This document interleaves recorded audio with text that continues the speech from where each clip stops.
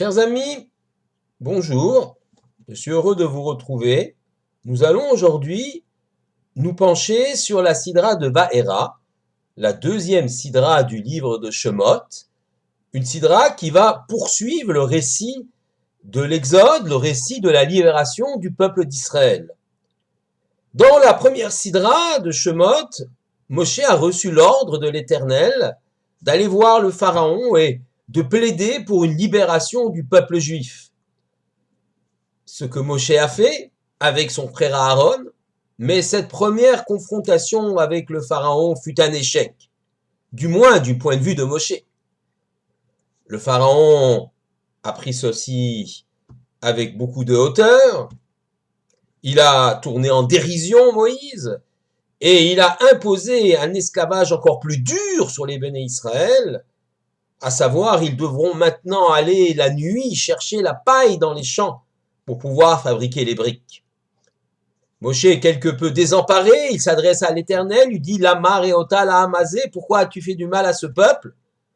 Et l'Éternel lui répond de façon assez dure qu'il est apparu, c'est le terme de Va'era, au patriarche Abraham, Yitzhak et Yaakov, il leur a promis des choses, elles ne se sont pas réalisées de leur vivant, et pourtant, ces patriarches n'ont pas eu de complaintes, ils ne sont pas plaints, ils ont gardé espoir, et toi aussi, Moshe, tu dois garder espoir. Alors Moshe retourne vers le Pharaon avec son frère Aaron pour une nouvelle confrontation. Et cette confrontation est marquée par cette scène extraordinaire du bâton qui se transforme en serpent. Scène spectaculaire. Je lis le texte tel qu'il le dit. Vayavo Moshe Aaron el Paro. Moshe et Aaron sont arrivés chez Pharaon. Vaya Suchen Kacher Tziva Hashem. Ils firent ainsi comme Dieu l'avait ordonné. Vaya Shlech Aaron et Mateu lifne Paro. Aaron a jeté son bâton devant le Pharaon. Velifne Avadav et devant ses serviteurs. Vaïl Tanin, et ce bâton s'est transformé en serpent. Vaikra Gam Paro, Caro a aussi appelé la Chachamim, les sages, la Mechashefim et tous ces magiciens. Vayasu Gamhem, et ils l'ont fait ainsi. Chartoumé Mitzraïm, ces mages de l'Égypte, Bela Ateyemken, avec leurs bâtons, leurs sortilèges ainsi. Vayashliru Ishmateu Vayu le Taninim, ils ont jeté tous leurs bâtons et tous les bâtons de ces mages sont devenus des serpents. Vaïvla Maté Aaron et Matotam, mais le bâton d'Aaron a avalé leur bâton. Vaïchazek le Pharaon velo shama alehem, la cœur de Pharaon s'est endurci et ne les a pas entendus, Kacher diber Hashem, comme Hashem l'avait ordonné. Le Pharaon s'est entêté dans son refus après cet épisode et va donc on va donc voir arriver les 10 plaies d'Égypte. 7 seront décrites ici dans notre sidra, qui vont frapper le Pharaon et qui vont frapper l'Égypte. Mais revenons à cet épisode assez extraordinaire. Vayashlichu ish mateu vayu le taninim. Les Égyptiens ont jeté chacun leur bâton, les mages, et ils sont devenus des serpents. Et le bâton d'Aaron les a avalés. La Gemara de Shabbat explique là-bas, dans le Daf Tzadik Zayin, Amoud Aleph, c'est-à-dire le premier folio, que, au nom de Rabbi Elazar, Nes Betor Nes.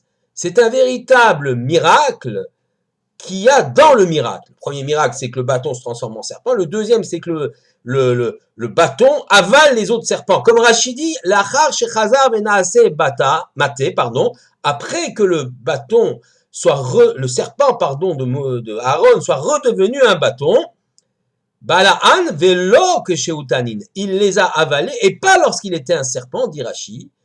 Et pourquoi? Del shelokti vaivla tanin Aaron, parce que c'est pas marqué le serpent d'Aaron les a avalés. En d'autres termes, Rashi nous explique qu'après avoir transformé le bâton en serpent et que les Égyptiens aussi ont effectué ce même prodige, alors le serpent d'Aaron est redevenu un bâton, et c'est le bâton qui s'est ouvert, un peu compliqué, mais c'est ainsi, et a avalé les serpents des mages égyptiens. Voilà comment il faut comprendre la chose. Il s'agit bien donc de Nes Betor Nes, d'un miracle dans un miracle.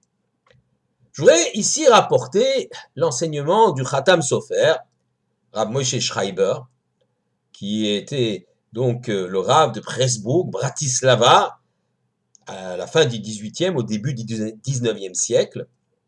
Il explique que ici, dans cet échange, ces bâtons qui se transforment en serpents, il s'agit nullement d'un concours de magiciens, savoir qui sera le plus fort, qui fera le prodige le plus important, mais véritablement d'une querelle idéologique, d'une discussion forte, qui bien sûr doit aboutir à la libération ou non du peuple d'Israël, mais avec comment dirais-je, un horizon idéologique. Je m'explique. Aaron vient avec son bâton, au nom de Moshe. Le bâton, bien sûr, n'a pas d'autonomie lui-même. Il accomplit des prodiges et il en accomplira encore parce qu'il est dans la main de celui qui accomplit les prodiges. Et celui qui a accompli les prodiges, Aaron ici ou Moshe, le fait en tant que chaliar, qu'envoyé de l'Éternel. Le bâton représente donc finalement une personne, l'être humain, qui au service de l'Éternel réalise les desseins du Tout-Puissant. Face à lui, il y a le serpent. Le serpent, c'est un des symboles de l'Égypte.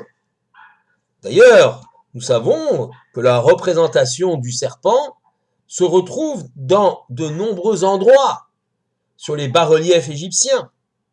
Le pharaon lui-même, dans sa coiffe royale, sur son front, était posée sorte de petite statuette attachée à son front en forme de cobra, en forme de serpent. Il s'agit là d'un symbole de l'Égypte. Le serpent est un animal autonome avec sa propre vie. Il représente l'homme qui ne veut vivre que pour son plaisir, qui estime qu'il n'y a à obéir à personne si ce n'est à lui-même, et que tout le but de sa vie est de satisfaire ses besoins et ses envies. Ainsi se présente l'idéologie de l'Égypte. Nous sommes les maîtres, il y a des esclaves. Les maîtres égyptiens ont besoin de satisfaire leurs besoins, et pour cela ils ont des esclaves qui leur obéissent. L'esclave n'est qu'un objet dans la main du maître.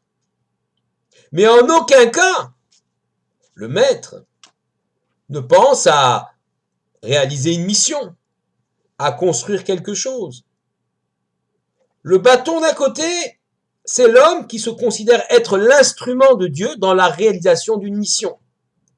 De l'autre côté, le serpent représente l'homme, l'Égyptien, qui veut s'affranchir de toute divinité qui va lui dicter une certaine morale et qui veut vivre selon ses instincts et ses passions au risque d'écraser d'autres hommes parce que ces autres hommes-là vont lui servir à satisfaire ses besoins et ses envies. Vous allez me dire, mais les Égyptiens ont des dieux. Oui, ils ont des dieux, mais ces dieux leur ressemblent. Ces dieux ont des passions, des désirs, ils ne sont que les projections des passions et des désirs de ces Égyptiens-là. Ce ne sont pas des dieux qui vont leur demander de grandir spirituellement, de construire autour d'eux. Alors que le Dieu d'Israël demande à l'homme de se dépasser. Les Égyptiens, voyant arriver Aaron, alors lui disent, mais écoute, franchement, quel intérêt pour un être humain d'un être que l'instrument de Dieu, tel un bâton inerte qui n'a pas d'autonomie. Ça n'a aucun intérêt, on ne vit que pour réaliser quelque chose, on n'est qu'un instrument dans les mains de Dieu. Mais Aaron leur répond en jetant son bâton, le bâton devient serpent, le bâton prend vie. Oui, même ce bâton qui est le symbole de l'homme qui se met dans la main de Dieu, qui se met au service de Dieu, ce bâton-là, il a une vie, il a des désirs, il a des passions, il a son autonomie, il peut avoir son autonomie. Mais cet homme-là choisit alors de se soumettre à la volonté divine, de par sa liberté et son libre arbitre. Le bâton, Aaron le reprend, le serpent redevient un bâton dans la main d'Aaron. L'homme choisit, même s'il est libre, tel le serpent, il choisit de se soumettre à la volonté divine et redevient cet instrument dans la main de Dieu pour réaliser son dessein. L'homme place ses pas ou place sa volonté dans celle du divin pour pouvoir se grandir et faire grandir l'humanité. Les Égyptiens ne veulent pas du tout de cela. Ils veulent garder leur totale indépendance vis-à-vis de valeurs morales qui viendraient leur dicter leur conduite. Ils sont bien ainsi. On jouit du monde qui est autour de nous. Mais cette jouissance a un prix, la souffrance d'autrui. La souffrance ici, en l'occurrence, des Hébreux, qui sont écrasés et ne sont que des instruments au service de leur propre plaisir des Égyptiens. Cette confrontation idéologique se termine par le fait que le bâton, et non pas le serpent, le bâton d'Aaron avale les serpents des Égyptiens. Le bâton d'Aaron, nous l'avons compris, c'est le symbole d'un homme libre, mais qui se met au service de l'Éternel et qui accepte de renoncer à une part de liberté, seulement une part de liberté. Il lui reste la liberté de libre arbitre pour réaliser le projet de l'Éternel afin de se grandir, afin de construire le monde et l'humanité. En face, le serpent, l'idéologie qui n'accepte aucune compromission avec les valeurs morales, pourvu que l'on jouisse du monde qui est autour de nous. C'est là la victoire idéologique du bâton sur le serpent, du bâton d'Aaron sur les serpents des Égyptiens, de l'homme qui se soumet à la volonté divine de façon volontaire sur l'homme qui pense en affranchir en ne vivant qu'en assouvissant ses désirs et ses passions. Et c'est comme cela qu'il faut comprendre le récit de cette confrontation entre les serpents, le bâton devenu serpent et redevenu bâton d'Aaron, et les serpents des magiciens. Pour préciser ce récit, remarquons que seul le bâton, le serpent d'Aaron redevient bâton seul. Aaron est capable de transformer le bâton en serpent, mais aussi de faire revenir le serpent en bâton. Les Égyptiens, pas du tout. Ils se contentent de transformer leur bâton en serpent, mais sont incapables de faire revenir le serpent au stade de bâton. Pourquoi? Parce qu'ils veulent que cette situation perdure. Ils souhaitent ardemment vivre selon le serpent en s'affranchissant de toute règle morale.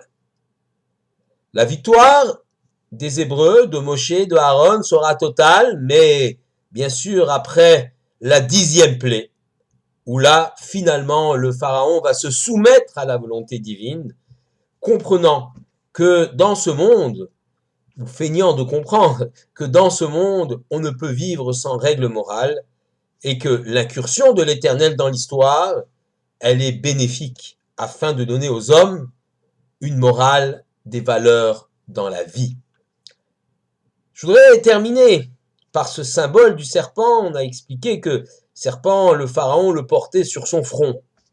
Face à lui, nous avons les Hébreux. Et nous savons que les Juifs portent sur leur front les tfilines. Le front, c'est le siège de la pensée. Le cerveau se trouve à l'arrière de ce front. C'est la façon dont nous comprenons les choses, dont nous voulons les bâtir avec notre esprit pour ensuite les bâtir dans le monde concret. Pour l'Égypte, il s'agit de jouir simplement de ce monde, quitte à écraser les autres êtres humains lorsqu'ils peuvent nous servir, comme les esclaves hébreux. Pour l'hébreu, pour le juif, qui porte les tfilines sur le bras, mais aussi sur le front, il y a la marque de l'Éternel, les textes les plus sacrés, tout près de notre esprit, pour bien comprendre que oui, il y a un créateur, que la création n'est pas le fruit du hasard, que ce n'est pas la loi de la jungle dans ce monde, ce n'est pas le plus fort qui domine le plus faible, et on ne peut pas renverser les choses.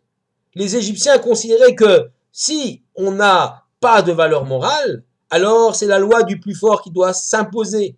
Et si les Hébreux sont en dessous des Égyptiens, ce sont des sous-hommes et des esclaves, on ne peut rien y faire. Le fort domine le faible.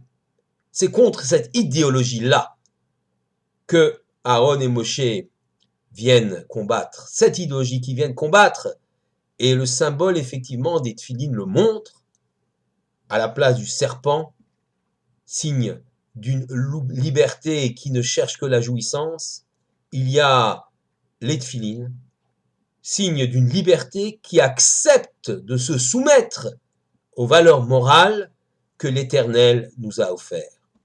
Voilà la leçon de cette confrontation, une leçon extraordinaire qui permettra au peuple juif tout au long de son histoire, malgré le fait qu'il soit très souvent persécuté, très souvent écrasé physiquement, de garder la tête haute et de moralement relever tous les défis, car paradoxalement, se soumettre à la volonté de l'Éternel, c'est gagner en liberté, car c'est comprendre que l'on peut grandir ainsi, spirituellement, avec son intelligence, et atteindre des sommets de connaissance.